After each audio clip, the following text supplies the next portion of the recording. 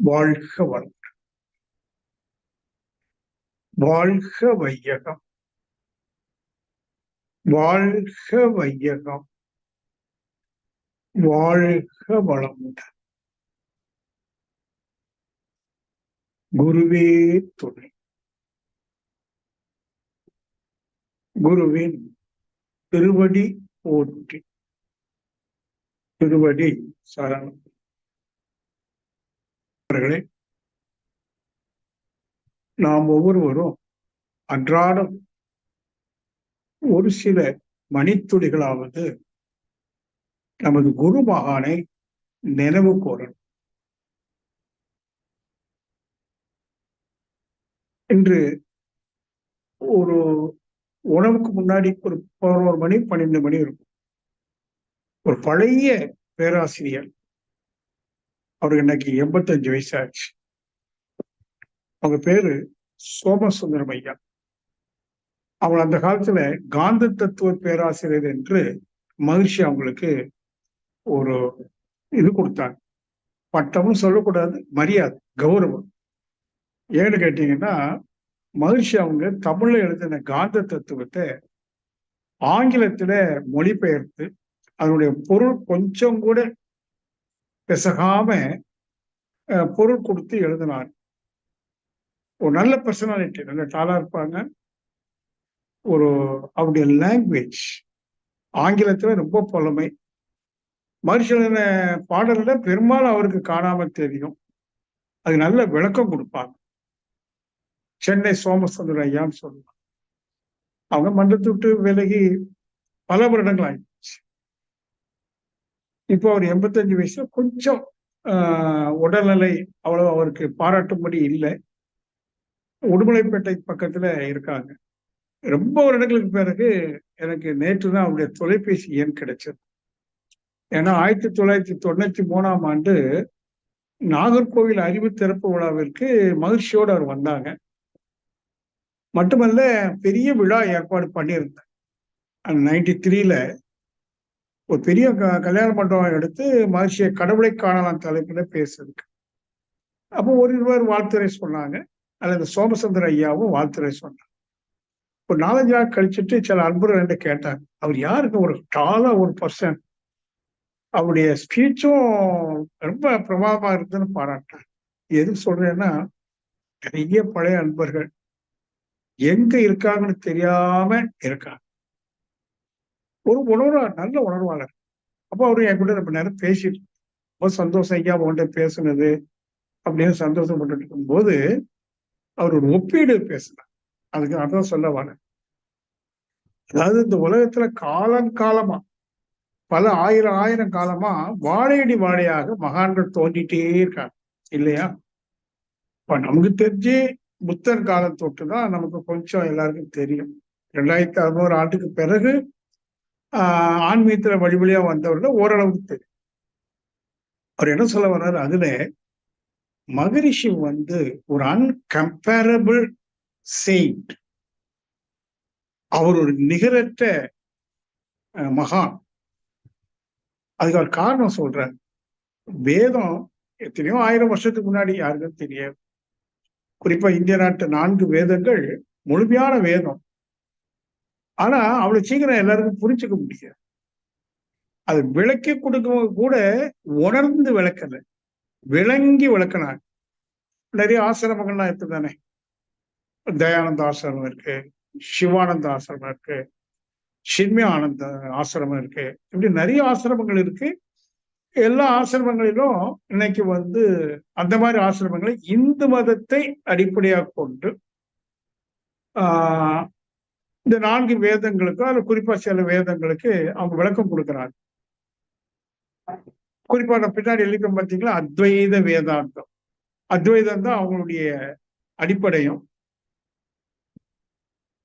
ஆனா அவங்க கொடுக்கிற அந்த வேதத்தை புரிஞ்சுக்கிறதுக்கு ரொம்ப சிரமப்படும். சான்ஸ்கிரிட் ஸ்லோகம் சொல்லி அதுக்கு அர்த்தம் சொல்லி அது எப்படி இல்லாமோ கொண்டு போவான். ஆனா மகரிஷி சுருக்கமா வேதத்தின் சாரத்தை, அங்க நல்ல கவனிக்க அதான் வேதத்தின் சாரத்தை ஒரு சாதாரண ரொம்ப படிப்பறிவு இல்லாதவன் கூட கொஞ்சம் பொது அறிவு இருக்குமானா, சிந்திக்கிற அறிவு இருக்குமானா, அதை அவன் புரிஞ்சுக்க முடியும். ஒரு ஷார்ட் பீரியட்ல, குறைந்த காலத்திலேயே அந்த வேதாந்தத்தை புரிஞ்சுக்கூடிய அளவுக்கு தெளிவா, சுருக்கமா, இன்னும் சொன்னா விஞ்ஞானத்தின் அடிப்படையில, விஞ்ஞானத்தை கொண்டு, ஏன்னா இந்த யுகம் விஞ்ஞான யுகம், எல்லாவற்றுக்கும் மக்கள் வந்து ஆதாரம் கேட்பாங்க, ப்ரூஃப் வேணும், எவிடன்ஸ் வேணும். அத அவர் சொல்றாரு, மகிழ்ச்சி தான் ரொம்ப அழகா கொடுத்திருக்காங்க. அதனால அவர் ஒரு அன்கம்பேரபிள் செயின்ட் தான், அதுல சந்தேகமே இல்லை அப்படின்னு சொல்லி. இது எதுக்கு சொல்றேன்னா, நம்ம எல்லாருக்கும் ஒரு குரு கிடைச்சிருக்காரு சரிதான். ஆனா ஒரு குருனுடைய பெருமையை, முழுமையான பெருமையை தெரியுமானா, நாம கொஞ்சம் மேல போனாதான் தெரிஞ்சுக்க முடியும். அவரளவுக்கு மேல போகலைன்னா கூட சம் ஸ்டெப்ஸ் ஃபார்வேர்ட். இந்த பக்தி மார்க்கத்தை மாதிரி இப்போ வள்ளலார் இருக்காங்க. அவன் நிறைய இறைவனை பற்றி 5ஆம் திருமுறை வரைக்கும் பாடியிருக்காங்க. தாய்மானவர், மாணிக்க வாசகர், அப்பர், சுந்தரர் சொல்லிட்டே போறாங்க. இப்ப எல்லாரும் என்ன பண்ணிக்கிறாங்க இந்த மதத்துல, அவங்க எழுதுற பாடலை பாராயணம் பண்ணி கோயில்ல போய் சிவனுக்கு முன்னாடி நின்று அப்படியே மெய்மறந்து பாடிட்டு வந்துருவாங்க. அந்த பாடலுடைய உட்பொருள் விளக்கம் என்ன, அதை விளங்கி கொண்டோமா, அதை செயலுக்கு கொண்டு வர்றோமா அப்படின்னா பெரும்பாலும் இல்லை. நீங்க இந்த விநாயகர் அகவல்லாம் பாத்தீங்கன்னா முழுக்க முழுக்க குண்டலினி யோகம். எத்தனை பேருக்கு தெரியும்? இதெல்லாம் எதுக்கு சொல்ல வரேன்னு கேட்டீங்கன்னா, அந்த ஞான மார்க்கம் சொல்லும் போது நேரடியா அந்த இயற்கையில என்ன இருக்கு, ஆதி தொட்டு அந்த வரைக்கும், பிறப்புக்கு முன்னாடி இருந்த ஆதி தொட்டு இந்த இயற்கையினுடைய வெளிப்பாட்டுல எது முடிவு, அதான் ரொம்ப முக்கியம். ஆதி கூட இல்லை, அந்தத்துக்கு இம்பார்ட்டன்ஸ் அதிகம். அதனாலதான் பாருங்க, அத்வைத வேதா அந்தம், அத்வைதம், வேதம், அந்த 3 வார்த்தையினுடைய ஒரு தொகுப்பு தான் இது அந்தம். ஏன்னா இந்த ஆதியை பற்றி நம்ம இதுல தெரியும், சுத்தவெளியை பற்றி, ஆதியை பற்றி விளக்கங்கள் நிறைய கொடுத்தாலும் அது உணர்வுக்கு வரலன்னு சொன்னா அதை கையாளுவது கிடையாது. அப்ப எதை கொண்டு உணர்றது, ஆதிக்கு எப்படி போறது அப்படின்னா, இங்கதான் ஒரு சூத்திரம் சொல்றாங்க ஞானிகள், குறிப்பா மகரிஷி. ஆதிங்கிறது சுத்தவெளி இருக்கட்டும், அங்க அறிவு, ஆற்றல் எல்லாம் 4 வளங்கள்லாம் இருக்குங்கிறத சொல்லிக்கிறாங்க. அப்படித்தானே? யாருக்கு தெரியும்? உணர்ந்தவர்கள் தான் தெரியும். அப்போ ஆதியை போய் நேரடியா உணர முடியுமா சுத்தவெளியான்னா இல்லை. இங்கதான் இயற்கையில, பரிணாம சிறப்புல, தரமாற்ற நிகழ்வுல இறுதியாக வந்த தரம் மனிதன், குறிப்பா மனம். அப்ப மனித மனமே அந்தம், முடிவு. அதுக்கு மேல இன்னொன்னு இல்லை. ஆனால் இங்க என்ன சிக்கல், அந்த முடிவாக வந்து எழுச்சி பெற்றிருக்கிற மனம் ஒரு இடத்துல வந்து தடுமாறி சொல்லிட்டே இருக்கு. இதை நீங்க நல்லா கவனிக்கணும். நீங்க பின்னோக்கி பார்த்தீங்கன்னா, உயிரினத்துல தாவரம் ஓரறிவு, தொடு உணர்வு, பிறகு புழு பூச்சி ஈரறிவு, சுவை உணர்வும் சேர்ந்தது, பிறகு வாசனை உணரக்கூடிய ஊர்வன, அந்த மாதிரி. அப்ப பார்த்து உணவை தேடக்கூடிய 4வது அறிவு கண்ணு. பாம்புக்கு காது கிடையாது, கண்ணுதான் காதும்பாங்க. அப்புறம் கடைசியா வந்தது காது, கேட்டு 5 கொண்டு உயிர் வாழ்கிற ஜீவன் எனக்கு, அப்படித்தானே? பிறகு ஒரு சிறப்பு வாய்ந்த தோற்ற வெளிப்பாடுதான் மனிதன். மனிதன் எவ்வளவு அறிவுன்னு கேட்டீங்கன்னா 5ல இருந்து ஜஸ்ட் எபவ், 6 அறிவுல முழுமை அடையல. கற்கால மனிதனை நீங்க கொஞ்சம் சிரிச்சு பாருங்க. கற்காலத்துல நிர்வாணமா, ஆடை இல்லை, வீடு இல்லை, விவசாயம் தெரியாது, நெருப்புனா தெரியாது. ஒரு காலம் கற்காலம், கல்லை ஆயுதமாப்படுத்தி வாழ்ந்த காலம். பிறகு காலம் செல்ல செல்ல செல்ல செல்ல அந்த மனித அறிவு எழுச்சி பெற்று இந்த இயற்கையை கொஞ்சம் ரசித்து பார்த்து, கொஞ்சம் வியந்து பார்த்து, ஒவ்வொன்றா கண்டுபிடிக்கிறான். நெருப்பை கண்டுபிடிக்கிறான். அவனா கண்டுபிடிக்கல, ஆக்சிடென்டலா நெருப்பை பார்க்கறான். அதுல ஒரு மான்குட்டி விழுந்துருச்சு. அந்த மான்குட்டியை சாப்பிடும்போது அந்த இறைச்சி சுடாத மான் இறைச்சியை விட சுவையாகவும் மென்மையாகவும் இருக்கு. அப்ப அவன் அறிவு வேலை செய்யுது. சுட்டு சாப்பிட்டா பல்ல கொண்டு ஜாஸ்தியா கடிக்க வேண்டாம், நகத்தால புடுங்க வேண்டாம், மூளை வேலை செய்யுது. இப்படியே படிப்படியா படிப்படியா படிப்படியா கோடி கோடி வருஷம் கொண்டு இன்றைக்கு அந்த அறிவு விஞ்ஞான அறிவாக எழுச்சி பெற்று 5 அறிவு சிந்தனை மூலமாக தன்னுடைய உடல் கருவிகளுக்கு துணை கருவிகளை கண்டுபிடித்து தொலைநோக்கி பார்த்துங்களேன், டெலிஸ்கோப், மைக்ரோஸ்கோப், நுணுகி பார்க்கறது, விரிச்சு பார்க்கிற கருவிகள், அப்புறம் தொடர்பு சாதனங்கள், தொலைக்காட்சி பெட்டிகள், டெலிவிஷன், இப்படி இத்தியாதிகளை கண்டுபிடிச்சிட்டான் மனிதன். ஆனாலும் அவனுடைய மனம், அறிவு, 6 அறிவுல முழுமையடையல. என்ன காரணம்? இங்க எங்க அவன் சிக்கிறான்னு சொன்னா, தன்னுடைய விஞ்ஞான அறிவை கொண்டு கண்டுபிடித்து இருக்கிற இந்த பொருட்கள் இருக்குல்ல, இதுலயே மனசு கவர்ச்சியில் உட்பட்டு சிக்கிச்சு. இன்னைக்கு எல்லாரும் டெலிபோனுக்கு அடிமை தானே. டெலிபோன் எதுக்கு பயன்படுத்தலாம்? அப்படிதான் பயன்படுத்துறோமா? இல்ல 24 மணி நேரம் கையில வச்சிருக்கோம். அப்போ தன்னுடைய துணை கருவியை கூட எதற்கு எவ்வளவுன்னு தெரிஞ்சுக்காம அதிலேயே சிக்கிறோம் பாருங்க, அடிமைப்படுறோம் பாருங்க. ஆகையனால எழுச்சி பெற்ற மனம், முடிவாக வேண்டிய மனம், முடிவுக்கு வந்த பிறகும் தன்னுடைய முடிவை திரும்பி பார்க்காம சிக்குது. இதான் ஜீசஸ் சொல்வார், அடிக்கடி சொல்வேனே, முடிவுக்கு வந்துருச்சு மனம். மனம் பரலோக ராஜ்யத்தை அடைந்து விட்டது, ஆனா திரும்பி பார்க்கலையா? யார் எங்கே பார்த்தீங்க? பரலோக ராஜ்யம் சமீபத்தில் இருக்கிறது, மனம் திரும்புங்கள். எப்பா நீ வந்தாச்சு, ஏன் மனுஷா நீ அடைஞ்சாச்சு, 6 அறிவுல முழுமை அடைஞ்சாச்சு, உனக்கு என்னென்ன வேணுமோ எல்லாம் உனக்கு கிடைச்சாச்சு.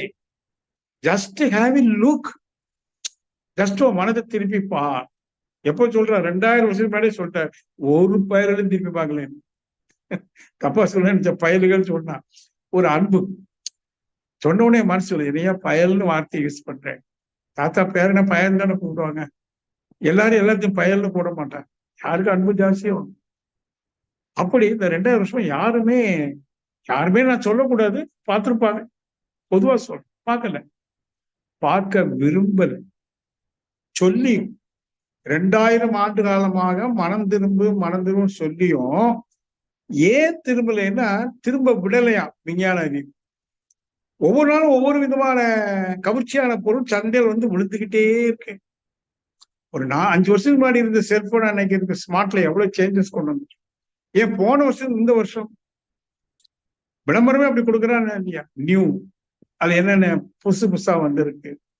அப்போ அந்த சிக்கல்ல இருந்து விடுபட முடியாத ஒரு சூழல். ஆனால் இப்போ வேதாத்திரம் பயிலக்கூடிய அன்பர்களுக்கு, வேதாத்திரி மகர்ஷியை தேடி வந்த அன்பர்களுக்கு சில விஷயங்கள் சொல்றாங்க. சரிப்பா, நீ இந்த தவிர்க்க வேண்டாம், அனுபவிச்சுக்கோ, ஆனா ஒண்ணு புரிஞ்சுக்கோ, உனக்கு துன்பம் இருக்குது தானே, உனக்கு உடல்ல நோய் இருக்கு, மனசுல கவலை இருக்கு, அச்சம் இருக்கு.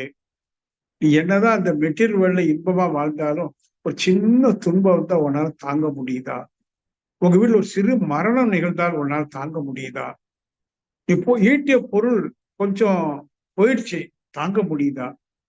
உன்னிடம் தாங்கும் சக்தி இல்லை, மாறாக நீ இயலாமையில் இருக்கிறாய். எல்லாம் இருந்தோம், விஞ்ஞானத்தை கொண்டு எல்லாம் இருந்தும் நீ அப்படிதான் இருக்கிற. ஏன்? ஒரே ஒரு காரணம், நீ அடைந்து விட்டதாக அறியாமல் இருக்கிற ஒரே அறியாமைதான் காரணம்.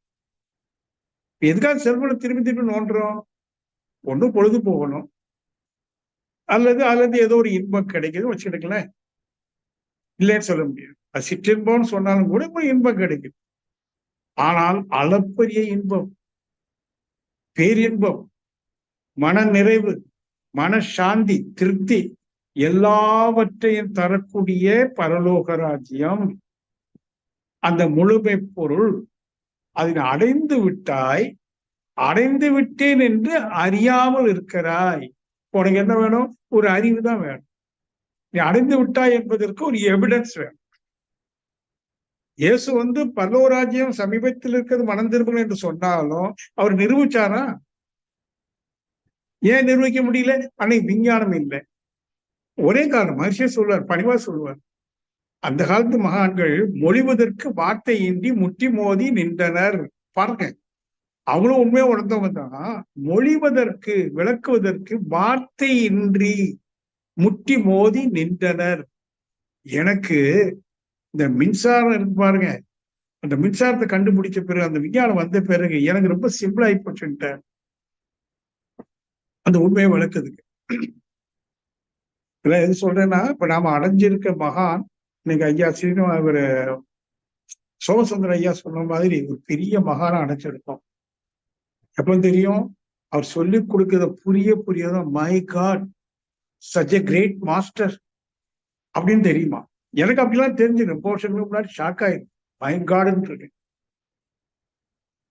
இப்போ பரலோகராஜ் மீண்டும், அதாவது எல்லையற்ற பரம்பொருள், முழுமுதற் பொருள், ஆனந்தமயமானது, எங்கும் நீக்கமர, அங்கு இங்கு எனாதபடி, தாய்மானவர், அங்கு இங்கு எனாதபடி எங்கும் பிரகாசமாய் ஆனந்த பூர்த்தியாகி, அது வெறும் பூர்த்தி இல்லையா, வார்த்தை போடுறாரு பாருங்க, ஆனந்த பூர்த்தியாகி உயிருக்கு உயிராய் தழைத்தது எது? பரம்பொருள்னா எதுன்னு விளக்குறாரு. எது உயிருக்கு உயிராய் தழைச்சது தெரியுமா? அங்கு இங்கினாதபடி எங்கும் நீக்கமர ஆனந்த பூர்த்தியாகி. அடுத்தவர் சொல்றாரு, தன் அருள் வெளிக்குள்ளே அகிலாண்ட கோடி எல்லாம் தங்கும்படிக்கு இச்சை வைத்தது எது? அகிலாண்ட கோடி சொன்னா பிரபஞ்சத்தை சொல்றாரு. பிரபஞ்சத்துல எத்தனை கோடி நட்சத்திரம், அத்தனையும் தங்கும்படிக்கு. ஒரு கோள் இன்னொரு கோளுமே மோதி செதற விடாம, தடுமாறி போகாம, சீராக சரியாக சுழன்று ஓடிக்கொண்டிருப்பாருங்க அங்கங்கே. அதன் இடத்துல எது இச்சை வைத்தது? அது சுத்தவெளி, அது தெய்வம். மனம் வாக்கினால் தட்டாமல் நின்றது எது? இல்ல சூட்சும ஒரு வார்த்தை சொல்றாரு பாருங்க, நீங்க புரியணும்.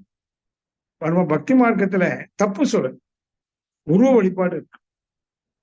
ஒரு உருவத்தை பாக்குறீங்க, இதான் இறைவன். அங்க மனம் தட்டுதா இல்லையா? அந்த உருவத்தை எடுக்குது இல்லை. மனம் வாக்கினில் நாம ரூபங்கள் மனதுக்கு தட்டுது, வாய்க்கு சிக்குது. முருகா அப்படின்னா வாய், முருகனுக்கு பணம் வந்துருச்சுன்னா தோற்றம். ஆனா அவர் சொல்றாரு, அது தெய்வம் இல்லப்பா. எது மனதிற்கும் வாக்குக்கும் தட்டாமல் நிற்கிறதோ சுத்தொழியதான் அவர் சொல்றாரு. முடியாது தானே? வார்த்தையில சொல்ல முடியுமா சுத்தவெளி பற்றி? அது சொல்லலாம் ஒன்று, அன்எக்ஸ்பிளைனபிள். எது தெய்வம்னு சொல்ற. அப்போ அத்தகைய சுத்த வெளி அல்லது வெளி இல்லாத இடமே இல்லை. அது எங்கும் நிற்கமர, நம் மனதிற்கு உள்ளும் புறத்தேயும் எங்கும் நீக்கமர நிறைந்திருக்கிற ஒரே பொருள் மெய்ப்பொருள் சுத்த வெளி. அப்படியானா இந்த அறிவை மகரிஷி இன்னும் கொஞ்சம் ஆழமா போகும்.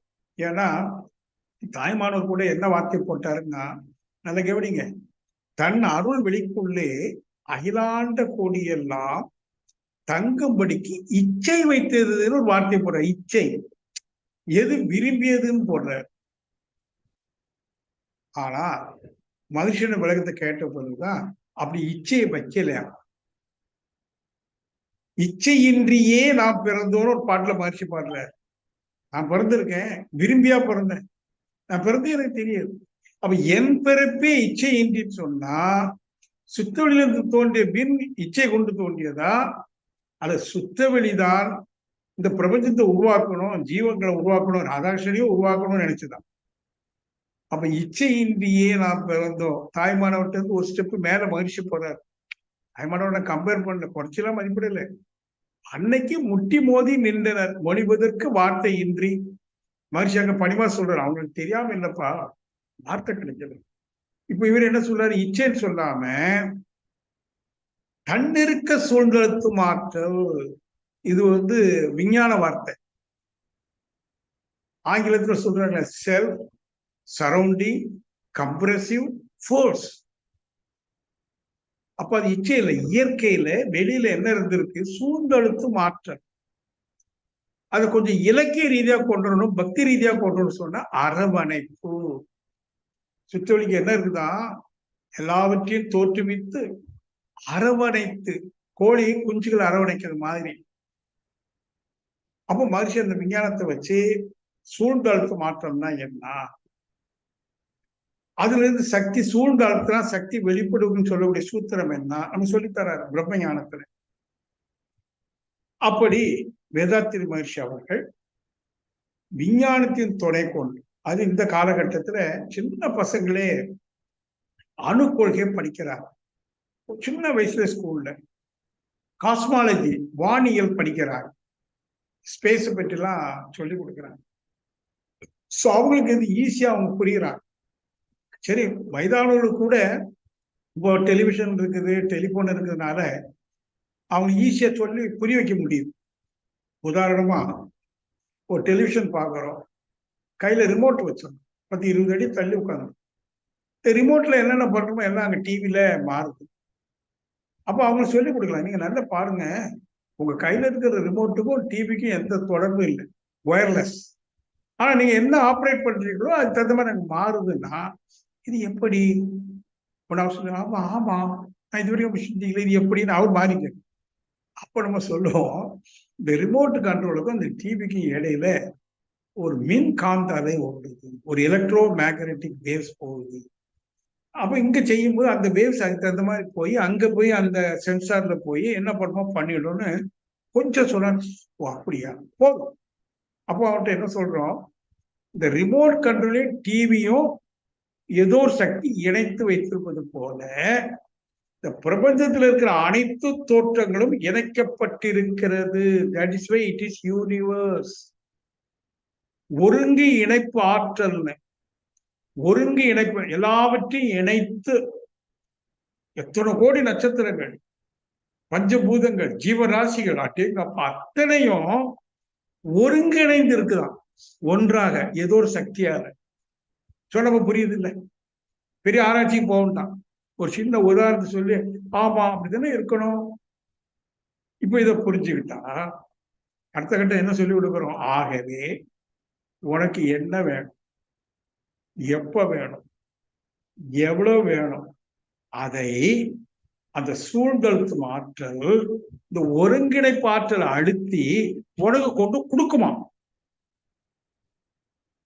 நீ தேட வேண்டாம். பாருங்க, அந்த இயற்கையில் இருக்கிற ரகசியத்தை இந்த விஞ்ஞானத்தை வச்சு சிம்பிள் லாஜிக் இப்ப நம்ம புரிஞ்சுக்கிட்டோம். சரி, அப்ப நான் என்ன செய்யணும்னு கேட்போம். நீ ஒன்றும் செய்யக்கூடாது. ஏன்னா நீ ஏதாவது செய்யும்போது என்ன ஆகுற, you are disturbing the natural rhythm. அந்த இயற்கையுடைய ஒரு இனிமை ஓட்டம் இருக்குல்ல, அதை போய் நீ டிஸ்டர்ப் பண்ணிடுற. அப்ப என்ன உனக்கு கிடைக்க வேண்டிய கிடைக்கும். You should not disturb it. இயற்கையில என்ன நடக்குதோ அந்த இதத்தை கெடுக்காம நீ உன் கடமை மட்டும் அழகா பொறுமையா செஞ்சுட்டு, எதிர்பார்க்காம, நிபந்தனை வைக்காம, நீ நிபந்தனை போடும் போது you are disturbing the natural rhythm. இதை நீங்க நல்லா புரியணும். நமக்குன்னு எல்லாருக்கும் பொறுப்பு இருக்கு, கடமை இருக்கு, தேவைகள் இருக்கு, உணர்வுகள் இருக்கு. எனக்கு இருக்க மனைவிக்கு உணர்வு இருக்கு, தேவை இருக்கு, என்னை நம்பி வந்திருக்காங்க, வயசாகி போச்சு அவங்களுக்கும். அப்ப அவங்களெல்லாம் செய்ய வேண்டியது செய்யணும், அப்படித்தானே? இதெல்லாம் செய்யும் போது நாம என்ன பண்ணிக்கிறோம், பிரதிபலன் எதிர்பார்க்கணும். சில நிபந்தனையோட சில விஷயங்களை செய்வோம். நான் என்ன இது பண்றேன், நீ நாளைக்கு அதை பண்ணணும், கண்டிஷன். இதெல்லாம் இல்லாம அன்போடு, நல்ல கவனிக்கணும், அன்போடு காரியங்களை செய்துட்டு எந்த எதிர்பார்க்க வேண்டாம். ஒரு பொண்ணு இருக்கு, அப்பா பெத்துட்டாரு, படிக்க வச்சுட்டாரு, இப்போ வளர்ந்துருக்கு, கல்யாணம் எல்லாம் பண்ணி கொடுக்கணும், நிறைய பணம் வேணும். ஐயோ நான் என்ன பண்ணுவேன்? நான் சொல்லுவேன், நீ ஒன்றும் பண்ண வேண்டாம். நீ பெத்தாச்சு, வளர்த்தாச்சு, படிக்க வச்சாச்சு, அதுக்கு நிச்சயம் திருமணம் ஆகும். உன்னிடம் பணம் இருக்கோ இல்லையோ, நல்லபடி நடக்கும். அதுதான் சூழ்ந்தழுத்தும் ஆற்றல், அரவணைப்பு. அந்த இறை உன்னையும் அரவணைக்க. நீ எப்ப அரவணைக்கப்படுவாய்? அந்த அரவணைப்பு உனக்கு எப்போ சுகமா இருக்கும்? உன் பிள்ளை கல்யாணம் ஆகும். பிள்ளை 23, 24 வயசு ஆயிடுச்சு. அப்பா ரிட்டையர் ஆயிட்டாரு. அப்படி இருக்குன்னு வைங்களேன். இவர் எப்போ அரவணைக்கப்படுவார்? அரவணைப்புனா என்ன? ஒரு இதம். எப்போ? அந்த பிள்ளை கல்யாணம் இல்லைன்னா ஒரு மனசு துன்பப்படும். இது அந்த சூழ்நிலத்து மாற்றல் என்ற இறை ஆற்றலுக்கு அது அறிவு, பேரறிவு இல்லையா? சரியான நேரத்துல சரியா அரவணைச்சு கொண்டு வர கையில எந்த ஊரையும் பண்ண வேண்டாம். ஆமா. என் வாழ்க்கையில அன்னன்னைக்கு சின்ன விஷயமா இருந்தா கூட டீ வேணும்னு நினைச்சா போதும். டீயோட ஒரு டீ கேட்கலையமா என் ஒய்ஃப்ட்ட. ஒரு 4 நாளைக்கு முன்னாடி நைட்ல ஈவினிங்ல ஒரு 6 மணி இருக்கும். இட்லி சாப்பிட்டுட்டு, ஏன்னா பொதுவாக அந்த இட்லி தோசை சாப்பிட்டு டீ குடிக்கணும்னு ஒரு ஆசை வரும். நான் நாக்கு பழகி சரி கிச்சனை எட்டி பார்த்தேன். அவங்க கிச்சனை எட்டி பார்க்கும்போது என்னன்னு கேட்டீங்கன்னா, ஒரு சத்தம் கேட்டது. அடுப்பு எரியுமா ஒரு சத்தம் கேட்டது. அதை வச்சுட்டு என்ன அடுப்பை பற்ற வச்சியாருன்னு. இது அவங்க பைப்பை திறந்து விட்டுற தண்ணி அந்த சத்தம். இல்லையா பைப்பு திறந்து விட தண்ணி. அப்படியே வந்துட்டு. ஆனா ஒரு 1/4 மணி நேரத்துல டீயோட வர்றான். நான் ஒன்று டீ கேட்கலையே. கேட்கல, நீங்க கிச்சனுக்குள்ள வந்துட்டு போனீங்களே, உணர்வு தட்டிடுச்சு. திஸ் இஸ் லவ் சொல்லுவாங்க. எண்ணெய்னு சொல்ல, எள்ளுன்னு சொல்ல முன்னாடி எண்ணெயா வராங்க. திஸ் இஸ் லவ், அரவணைப்பு. என்னையும் அவனையும் யாரு அரவணைக்கிறா? சூழ்ந்தெழுத்து மாற்று. அப்ப எது லவ்? அன்புன்னு சொன்னா இறையின் சூழ்ந்தழுத்து மாற்றல். அன்பே சிவம் என்றால், சிவம் என்றால் அரவணைப்பு. சிவம் என்பது ஒரு நாமம் அல்ல, ஒரு ரூபம் அல்ல. சிவம் என்பது ஒரு உணர்வு. அன்புங்கிற உணர்வு சூழ்ந்தழுத்து மாற்றலினால பிரபஞ்சத்தையும் ஜீவராசிகளையும் அரவணைத்துக் கொண்டிருக்கிறதுனால அன்புனாங்க. இறைவனுக்கு அன்புன்னு பேர் வச்சு. ஆக என்ன புரிந்து கொள்ளுங்க, நம்ம சுற்றிலும் தெய்வீகம் நம்ம அரவணைத்து கொண்டிருக்கிறது, அன்பு செலுத்தி கொண்டிருக்கிறது. நாம தான் என்ன செய்யறோம்? அதை தட்டி விடுறோம். எப்படி? டிஸ்டர்ப் பண்றோம். நம்முடைய எதிர்பார்ப்பினாலையும் நிபந்தனையினாலையும் வர வேண்டிய அரவணைப்பை தட்டி விடுகிறோம். இதை மட்டும் செய்யாம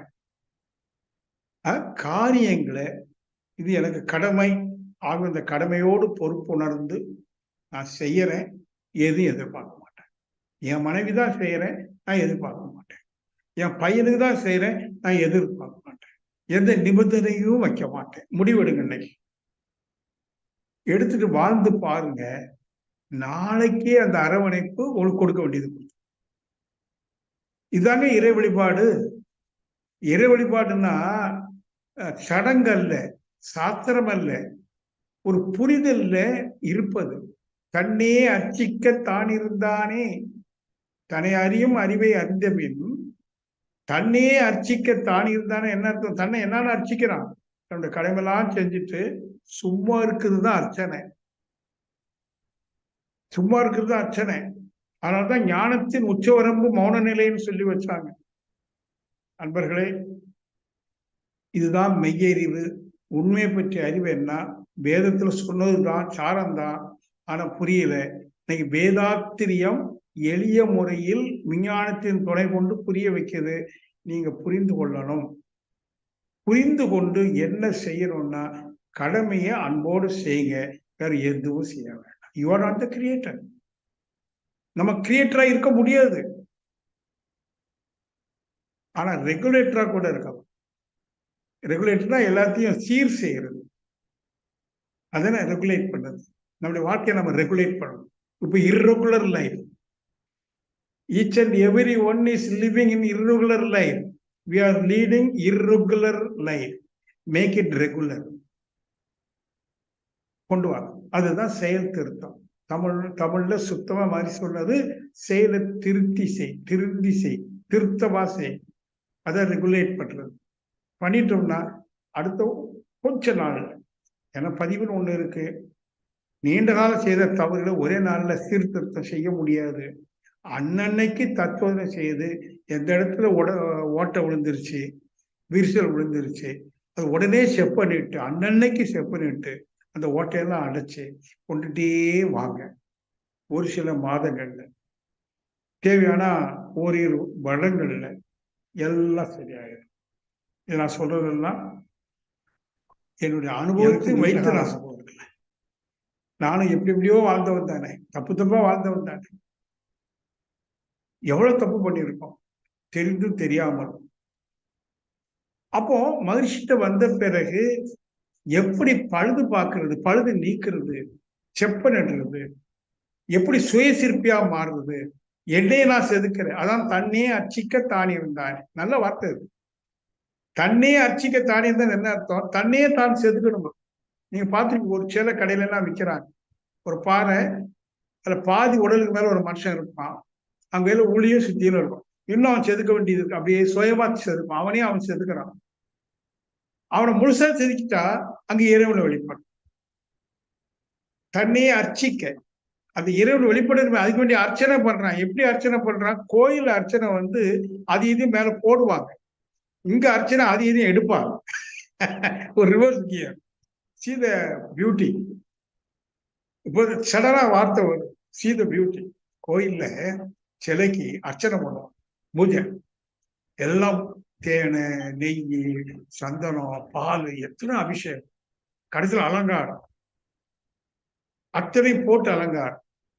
இங்க சுய சிற்பி எல்லாத்தையும் வெளியில எடுக்கிறான், போடல, தள்ளுறான், குப்பையில தள்ளுறான். லெட் கோ, ஆங்கிலத்துல சொல்லுவாங்க, லெட் கோ. நீ விட வேண்டியதெல்லாம் விட்டு விட்டால் அதான் அர்ச்சிக்கிறதுங்க. இங்க சார் நான் என்ன எப்படி அர்ச்சிக்கிறது, எதை கொண்டு அர்ச்சிக்கிறது அப்படின்னா, உன்கிட்ட இருக்கக்கூடிய வேண்டாத அந்த பூரை எடுத்து வெளியில போடு, குப்பைகளை நீ வெளியில போடு. போட்டா இறைவன் தோன்றுவான். தன்னை அர்ச்சிக்க தான் இருந்தானே சுய சிற்பி. நீங்கள் ஒவ்வொருவரும் சுய சிற்பியா மாறும். நான் மாறினேன், செதுக்கினேன். இப்போ சில நேரத்துல செதுக்கின பிறகு ஏதாவது ஒட்டிக்கும். அது அன்னைக்கு தெரியும். ஒட்டிட்டா இந்த ரியாக்ஷன் வருது இல்லை, ஒஸ்ட் ரியாக்ஷன் தெரிஞ்சிடும். அந்த நைட்டு தூக்கு முன்னாடி அதை பழுது பார்த்து தூக்கத்துல பழுதெல்லாம் நீக்கி படுத்துடும். காலையில் எழும்போது பழுதெல்லாம் எந்திரிக்கும். நல்ல தியானம். அப்புறம் 10ஆச்சு, 11ஆச்சு, 12ஆச்சு, ஏதோ சில செய்திகள் வருது. பையன் ஒன்று சொல்றான், மனைவி சொல்றாங்க, அதை யாரோ சொல்றாங்க, உடனே ரியாக்ஷன் ஆகுது. இல்லைன்னு சொல்ல மாட்டேன், நான் உண்மையை சொல்லணும். சார் உங்களுக்கு ரியாக்ஷன் வராதா, நீங்க அப்படியா சாமியாரா? மண்ணாங்கட்டி ஒண்ணும் கிடையாது. ஞான ரிஷின்னு தெரியாம நம்ம செல்வின் போட்டு விட்டார், அதான் கிடையாது. எல்லோரும் போல ஒரு சாதாரண மனிதன். என்ன வித்தியாசம்? மகிழ்ச்சியே சொல்லுவார். மகிழ்ச்சி அதான் சொல்லுவார், நான் ஒன்றும் குரு இல்லப்பா, I am not your master, நான் சீனியர் ஸ்டூடெண்ட். அப்படி எடுத்துக்கிடுங்க. நீங்கெல்லாம் ஜூனியர் ஸ்டூடெண்ட், நான் senior student. Still I am learning from this city of universe. அந்த வேர்டு ஏன் சொன்னாருன்னா, அமெரிக்கால அந்த காலத்து மகிழ்ச்சி போவார் இல்லையா, அப்போ அங்க ஒரு பெண்மணி கேட்டாங்க, நீங்க இவ்வளவு அழகா ஆங்கிலத்துல மெஞ்ஞான முழக்கம் கொடுக்குறீங்களே, நீங்க எந்த யூனிவர்சிட்டியில படிச்சீங்கன்னு கேட்டாங்க. அப்புறம் சொன்னார், I study the city of universe. வார்த்தையை மாற்றி போட்டேன், யூனிவர்சிட்டி, சிட்டி ஆஃப் யூனிவர்ஸ். நான் யூனிவர்சிட்டியில படிக்கல, சிட்டி ஆஃப் யூனிவர்ஸ், பிரபஞ்சத்துல படிக்கிறேன். ஸ்டில் அப்படின்னா இப்போ நான் படிச்சுக்கிட்டே இருக்கேன். ஏன்னா அவ்வளவு பெருசு அந்த ரகசியம். அப்போ என்ன குருன்னு சொல்லாதே என்ன. அங்க நான் சொல்லுவேன், ஏதோ என் மீது மதிப்பு வச்சு அன்பு வச்சு அவரு செல்வின் ஐயா ஞான ரிஷின்னு போட்டார். இப்ப எனக்கு என்ன பொறுப்பாய் போச்சு தெரியுமா? How to keep it. கஷ்டமா இருக்கு. அப்ப அன்னன்னைக்கு ஏதாவது ஒட்டிக்கும். அன்னைக்கு இரவுக்குள்ள கழுவி சுத்தப்படுத்திட்டு தான் படுக்கிறேன். இதெல்லாம் ஏன் சொல்றேன்னா, நம்ம ஒவ்வொருவருக்குள்ளும் அந்த ஆதியனும் வரும்போது இங்க அந்தமா இருக்கு. ஆதி இங்கு அந்தமா இருக்கு. அத்வைத வேதம் அந்தம். அத்வைதம் சொன்னா ஏகம், பல பல அல்ல, ஏகம்.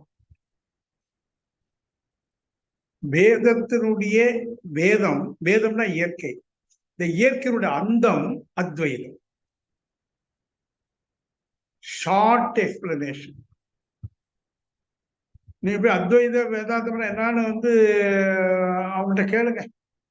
இந்த காய்க்கு கொடுத்துட்டு அங்கே எங்கேயும் ஆசிரமத்தில் விளக்கம் கொடுக்காங்கல்ல, ஐயா அதெல்லாம் ஒரு நாள்ல சொல்ல முடியாது. நீ 1 வருஷம் 2 வருஷம் தொடர்ந்து வரணுமாக்கும், அப்பதான் சொல்ல முடியுமாக்கும்பாங்க. ஆனா சிம்பிளா சொல்றோம் பாருங்க. வேதம் என்றால் இயற்கை. என்ன இயற்கை? ஆதி தொட்டு சுத்தவெளி தொட்டு மனித மனம் வரைக்கும் உள்ள, மனம் அந்தமாகல, மனம்னா எண்ணங்கள் இயங்குது, அது வரைக்கும் உள்ள விஷயத்தை வேதம் என்றும். வேதத்தின் முடிவு மனம். எப்போ அது அந்தமாகும்? அத்வைதம் என்கிற நிலை அடையும். இப்போ மனம் துவைதம், பல பல. நான் இந்த ஜாதி, நீ அந்த ஜாதி, அந்த மதம் இந்த மதம், படிச்சவன் படிக்கல, பணக்காரன் ஏழை, எவ்வளவு விஷயங்களை வச்சு நம்ம பிளவுபட்டு கிடக்கிறோம். துவைதம். இப்போ மனசு துவைதம். மனம் என்னைக்கு அத்வைதம் ஆகுதோ அப்ப அது அந்தமா மாறிடும். அந்தமா மாறும்போது அது தெரிஞ்சு போயிடும், இதுதான் ஆதியும் கூட. அப்ப ஆதியை ஆதி என்று யார் அறிவார்கள்? தன் மனதை கொண்டு அந்தம் அடைந்தார். திருவள்ளுவர் முதல் கவியில அகர முதல எழுத்தெல்லாம் ஆதி பகவான் முதற்றே உலகு சொல்லிட்டாரு சுருக்கமா. அப்ப ஆதி எப்படி இருக்கும் தெரியும். வேதாத்தின் முயற்சி என்ன? அந்தமானார். அத்வைத வேதாந்த நிலை அடைந்த போது ஆதியை பற்றி எல்லா ரகசியமும் வெளிப்படும். அப்ப ஆதி வெளிப்படக்கூடிய இடம் எங்கே? மனித மனம். அதான் இறைவன் வெளிப்படக்கூடிய ஒரே இடம் மனித மனம். நமக்கு எவ்வளவு பெருமை இருக்கு பாருங்க. மனுஷனா பார்த்து நம்ம ஒவ்வொருத்தருக்கும் எவ்வளவு பெருமை இருக்குன்னா, இறைவன் வெளிப்படுத்தப்படுகிற ஒரே இடம் மனித மனம். எவ்வளவுங்க அப்படிப்பட்ட மனதை நாம எங்க வைக்கிறோம்? சிறுமைகளில் சிக்க வைக்கலாமா? அது எவ்வளவு புனிதமானது, எவ்வளவு அசிங்கப்படுத்திருக்கு. சரி, அறியாத காலத்துல பண்ணிட்டோம், இன்னைக்கு அறிவிச்சாச்சு. இனி நான் சொல்றதுதான், தன்னை அறியும் அறிவை அறிந்த பின். இப்ப தெரிஞ்சுக்கிட்டீங்களா? தன்னையே அர்ச்சிக்க தான் இருக்கணும். நீங்க உங்க மனசுல இருக்கக்கூடிய தீயவைகள் கண்டுபிடிக்கும். அன்னன்னைக்கு தத்துவம் செய்த கண்டுபிடிச்சார். அந்த தீயவைகளை எல்லாம் கொஞ்சம் கொஞ்சமா செதுக்கி செதுக்கி செதுக்கி ஒரு கட்டத்துல இல்லாம ஆனா பழபடி ஒட்டும், பரவாயில்ல, அன்னைக்கு செதுக்கிருங்க, பாத்திரத்தை கழுவி வைக்கிறது மாதிரி. சோ அந்த மாதிரி போனோம்னு சொன்னா எப்பவுமே அந்த கண்ணை மூடினதும் அந்த முழுமை தரும். அங்கீகனாதபடி எது நம்ம மனம் அங்கு இங்கனாதபடி, அங்க லாக் ஆகாது, இங்க லாக் ஆகாது, எங்கும் பிரகாசமாய். பிரகாசமா லைட்னு எடுக்காது, எல்லாவற்றையும் விளங்கிய நிலை. 100% அண்டர்ஸ்டாண்டிங். நாலேஜ் இல்ல, விஸ்டம். இன்னொரு படி மேல போய் என்லைட்மெண்ட். அங்கு இங்கு எனாதபடி. யாருன்னா எனாதபடி எங்கும் பிரகாசமாய். எப்படி இருக்கிறேன்? ஆனந்த பூர்த்தியாகி ஒரு பேரானந்த சொருபமா அப்படியே இருக்கும். எப்ப கண்ணை மூடினாலும் எவ்வளவு நேரம் வேணாலும் இருக்கு. ஏதோ வெளியில இருந்து ஒரு யாருக்கோ அதை இங்க மோதலாத்தான் அவ்வளவு ஒரு உச்சத்தை தொடக்கூடிய தகுதி நம்ம ஒவ்வொருவருக்கு. வாய்ப்பு வேதாத்திரியம். நான் அடிக்கடி சொல்லுவேன், நாம எல்லாரும் பாக்கியவான். எங்க அப்பா பாக்கியவான் இல்லை, ஏன்னா அவர் வேதத்தின் முயற்சியை சந்திக்கலையே, அவருக்கு வாய்ப்பு கிடைக்கல. இப்ப நம்ம எல்லாரும் வாய்ப்பு கிடைச்சிருக்கு, சந்திச்சிட்டோம். தகுதி இருக்கு, 6வது அறிவின் எழுச்சிக்கிற தகுதி இருக்கு. அதை கொண்டு இந்த பாடத்துல ஈடுபடுங்க. பணம் போதும், திரும்பி சொல்ல, பணம் போதும், லௌகிக வாழ்க்கை அவ்வளவுதான். அங்க ஒண்ணு அதுக்கு மேல இல்லை. 5 புலன்களை கொண்டு எவ்வளவு நேரம் எவ்வளவு அனுபவிக்க முடியுமோ அவ்வளவுதான் முடியும். கோடி கோடி சம்பாதிச்சு வச்சுட்டா அது அந்த பணத்தை கொண்டு புலன் இன்பத்தை பெருக்கலாம் முடியாது. அப்படி பெருக்கிட்டா செத்துப்பாங்க. ஆமா. ஆகவே அன்பர்களே, போதும் என்ற இடத்துக்கு வாங்க. நம்ம வந்தது அந்த அந்த அடைஞ்சாச்சு இல்லையா, திரும்பி பார்க்கணும். மனம் திரும்பணும். மனம் திரும்பணுமானா எங்க பார்த்துட்டு இருக்கோமோ தேடிட்டு இருக்கோமோ அதை நிறுத்தணும். திருப்பி சொல்றேன், இன்னைக்கு உறுதியா சொல்லுவேன், யார் நிறுத்துகிறார்களோ, யார் தேடுவதை நிறுத்துகிறார்களோ, அது என்ன, அது பொருளா இருந்தாலும் சரி அருளா இருந்தாலும் சரி, நோ நீட் டு சீக். ஒரு மகான் சொல்ற, நோ நீட் டு சீக். நீ தேட வேண்டிய அவசியம் இல்லைங்கிறார். ஏன்னா அது நீதானேங்கிற. You are that ultimate truth. தத்துவமசி நீதானே. அப்ப எதுக்கு தேடணும்? அப்போ தேடப்படும் பொருள் தேடுபவனாக இருக்க, தேடுபவனுக்கு தேடப்படாத பொருள் எப்படி கிடைக்கும்? தேட வேண்டிய அவசியம் இல்லையே. No need to seek. சரி, நான் தேடி பெற வேண்டியது என்ன? தேடுபவன் நான் தான், தேடப்படும் பொருளும் நான் தான்னா, நான் வெளியில எப்படி தேடி என்ன பார்க்கணும்? என்ன திரும்பி தானே பார்க்கணும். இதோ ஐ ஆம் ஹியர், பாடி இல்லை. ஐ ஆம் ஹியர், இந்த பாடி இல்லை. This consciousness. இப்போ மனம் திரும்பிடுச்சுன்னா அது உள்ளுணர்வா மாறிடும், மெய் உணர்வா மாறிடும். such a beautiful things. வாழ்க வளமுடன். பேசப்பட்டு அப்படியே பேசிட்டே இருக்கு, டைம் போயிடும். நிறைய பேசி இருக்கிறோம். இனி உங்க பங்கு தான் இருக்கு. நீங்க உங்களை ஒரு நல்ல மாணவனா மாத்தி படிக்க வந்திருக்கோம். தேவையில்லாத தேட வரல, தேவையில்லாதது தேட வரல, படிக்க வந்திருக்கோம். ஆன்மீகம் நல்லா படிங்க. அப்புறம் சொல்லி நிறைவு செய்கிறேன். வாழ்க்கை.